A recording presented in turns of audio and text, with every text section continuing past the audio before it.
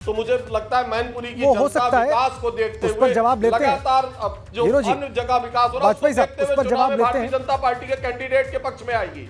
उस पर जवाब लेने जा रहा हूं मैं अनुराग भदौरिया से। लेकिन अगर आप शाक्य वोटों को एकजुट करना चाहते हैं तो ये क्यों ना माना जाए कि आप जातिगत गोलबंदी का जवाब खुद भी जातिगत गोलबंदी से देना चाहते हैं। इस पर मैं आपसे बात करूंगा। अनुराग भदौरिया से बात की शुरुआत करते हैं। देखिए अनुराग जी, बहुत सीधा सा इल्जाम है आपके ऊपर और ये बार बार रिपीट हो रहा है। मैं रिपीट कर दूं तो उसमें कुछ नया नहीं होगा। ठोस जवाब हम लोग को इस बात का चाहिए कि डिंपल यादव ही उम्मीदवार क्यों है, परिवार के दूसरे सदस्य क्यों नहीं बने, एक तो ये, या पार्टी के दूसरे किसी कार्यकर्ता को अवसर क्यों नहीं दिया गया। पहले मैं आपकी बात का जवाब दे रहा हूं। पहले मैं संस्कार की बात कर रहा हूं। भारतीय जनता पार्टी के प्रवक्ता जब अपनी बात कहते हैं तो मेरा उनसे अनुरोध है कि जो उत्तर प्रदेश के मुख्यमंत्री रहे हों, अगर उनको अखिलेश यादव जी कह देंगे तो मुझे लगता है कि हिंदुस्तान की संस्कृति का सम्मान है। अखिलेश अखिलेश अखिलेश ये संवैधानिक पद पे बैठे हुए लोगों के बारे में इस तरह का शब्द अच्छा नहीं लगता। अगर मैं योगी योगी बोलूं, हम भी जब भी बात करते हैं तो मुख्यमंत्री जी कहते हैं या योगी जी कहते हैं। जी। अपने से बड़ों का सम्मान तो होना चाहिए। उसके लिए तो मुझे लगता नहीं किसी पार्टी विशेष की जरूरत होती है। अपनों का सम्मान करना ये हमारी संस्कृति दर्शाती है कि हम कितने हम्बल हैं, क्योंकि सनातन धर्म यही हमें सिखलाता है कि हमें अपने से बड़ों का सम्मान करना चाहिए और उनके जो हमारे शब्द होना चाहिए वो आदरपूर्ण होने चाहिए। बात अपनी कुछ भी कही है, एक बात। दूसरी बात, जब इन्होंने परिवारवाद की बात की तो मैं परिवारवाद पे इसलिए नहीं जाना चाहता हूँ कि अगर जाऊंगा तो बहस बहुत लंबी होगी कि लोकतंत्र में परिवारवाद की कोई बात नहीं होती है। लोकतंत्र में जनता चुनती और जनता जिसको चुनेगी वही एमपी और एमएलए बनेगा। ये सिग्नेचर से तो होता नहीं है। अगर ऐसी बात होती तो मैं कल्याण सिंह का पूरा परिवार भारतीय जनता पार्टी ने क्यों ले लिया भाई? इसका जवाब देंगे वो? सिंधिया पूरा का पूरा परिवार भारतीय जनता पार्टी ने क्यों ले लिया? यहाँ अगर चले जाएं ज्योतिराज की से लेके कौन कौन नहीं है, फिर वसुंधरा राजे से कौन कौन नहीं है, अनुराग ठाकुर के पास चले जाइए तो पूरा परिवार है। और अगर जिनको उनके एक को टिकट नहीं मिलती तो दूसरा बीसीसीआई में पहुंच जाता है जाके। अगर ऐसे परिवार हम गिनाने लगेंगे तो उत्तर प्रदेश के अंदर में या केंद्र में 11% ऐसे लोग हैं जो परिवार से आए भारतीय जनता पार्टी। मैं उस पर चर्चा नहीं करना चाहता। अगर हम महाराष्ट्र की बात करेंगे तो जिन्होंने मुख्यमंत्री बनाया है, आपने 60 गांठ जोड़ घटाव करके जो परिवार की बात कर रहे हैं, उसका बेटा भी मेंबर ऑफ पार्लियामेंट। और न जाने कितने उत्तर प्रदेश में एमपी ऐसे हैं जिनके बेटे भी एमएलए हैं। तो आपने क्यों दे दिया भैया? उस क्षेत्र के उन लोगों को देना चाहिए था।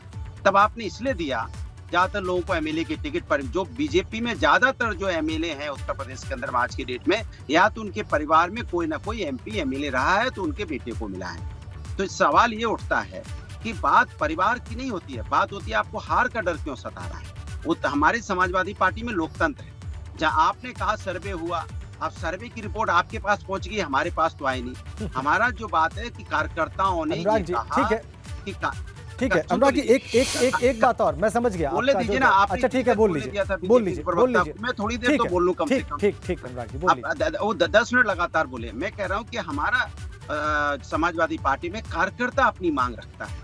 जिले स्तर से मांग आती है कि वो किसको लड़ाएं किसको नहीं लड़ाएं। जब कार्यकर्ता अपना मत कहता है, उन्होंने बोला कि आदरणीय श्रीमती डिंपल यादव जी को यहाँ से चुनाव लड़ाइए मैनपुरी से, क्योंकि ये कार्यकर्ता की डिमांड है। और कार्यकर्ता की मांग को पार्टी ने स्वीकार किया। अब जब पार्टी ने स्वीकार किया तो देखिए वो कैंडिडेट है और लोगों में उत्साह है।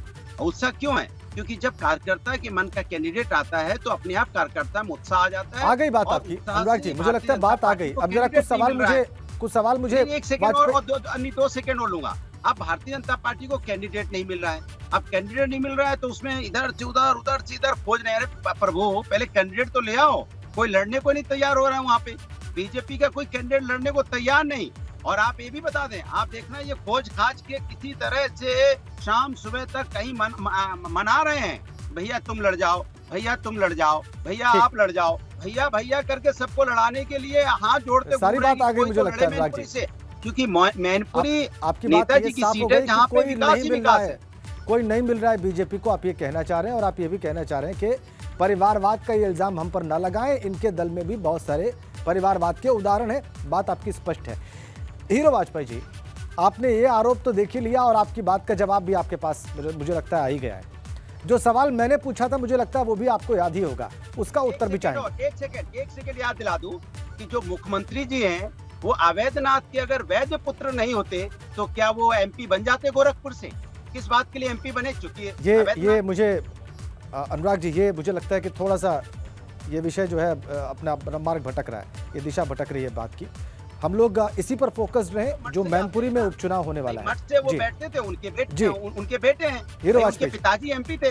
जी, जो अवैधनाथ जी एमपी थे ना, ठीक, वहाँ से। हो गया MP आपकी थे बात ना, आ गई, उन्हीं के आपकी बेटे बात ना, परिवारवादी जी। वाली बात आ गई है। जी, हीरो वाजपेयी जी।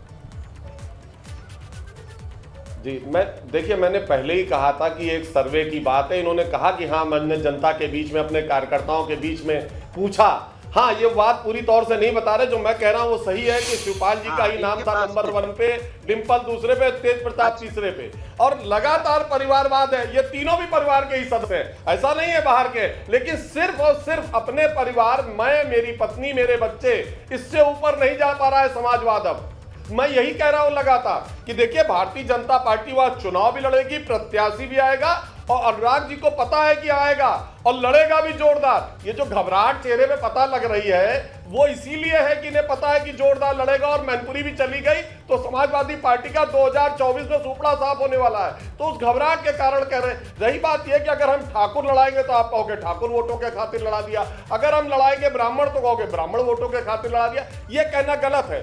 जो भी जीत के लिए वहां लड़ेगा, जो विनिंग कैंडिडेट हो सकता है, पार्टी उस पर निर्णय करती है। जाति दूसरे नंबर पर आती है। व्यक्ति वहां का होना चाहिए, उसकी लोकप्रियता होनी चाहिए, उसकी मेरिट्स होनी चाहिए, पार्टी के कार्यकर्ताओं के साथ उसका सामंजस्य होना चाहिए। ये सब चीजें पार्टी देखती है, और विनिंग कॉम्बिनेशन बिल्कुल विनिंग कॉम्बिनेशन देखती है। कोई भी पार्टी विनिंग कॉम्बिनेशन ही देखती है हीरो वाजपेयी जी, ये तो बिल्कुल बेसिक बात है। लेकिन वो विनिंग कॉम्बिनेशन का आधार क्या है, सवाल ये है। वो विनिंग कॉम्बिनेशन कोई दल कैसे बनाता है, सवाल ये है। वो कहां से ढूंढा जाता है, सवाल ये है। इसका उत्तर देना होगा आपको।